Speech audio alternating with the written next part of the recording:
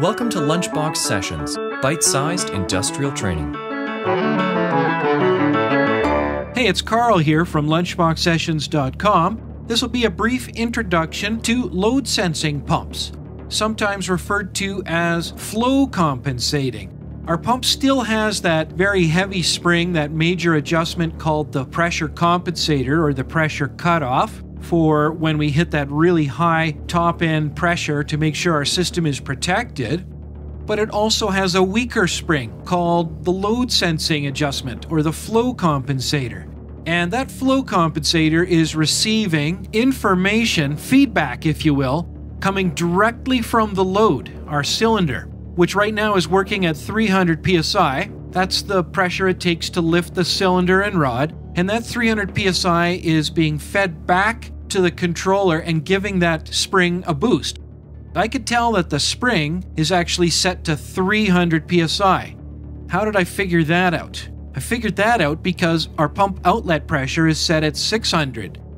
So it's taking 300 from the load and adding it to the 300 spring setting, and those two pressures add together, those two forces add together to give us our regulated pump outlet pressure of 600 psi.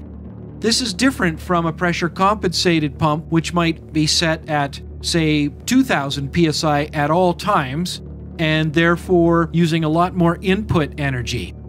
So in this particular case, we've got a pump that sets its outlet pressure just slightly higher than what's needed by the load. We've got to have some kind of a flow controlling device in there. This is our needle valve that's being used to set our desired cylinder stroke speed. But let's have a look at what happens when I add a brick to the brick stacker. Our load pressure has gone up to 600. But what happened to our pump outlet pressure? Somehow it automatically adjusted from 600 up to 900. What we're finding out is that we're always maintaining a 300 psi pressure differential, sometimes referred to as a 300 psi margin pressure when we're referring to load sense systems. Let's add one more brick, and this time watch the delta P gauge. The delta P gauge fluctuates for a brief fraction of a second, but quickly we find it returns to 300 psi, and we never really noticed any change in speed at the cylinder. The cylinder just kept moving nice and steady, and our pump found out that it needed to increase the outlet pressure setting automatically. So what we found out is we can have a pump that is set at a pressure that's just a little higher than what's needed at the load, instead of being always at the pressure cutoff pressure, which could be considerably higher.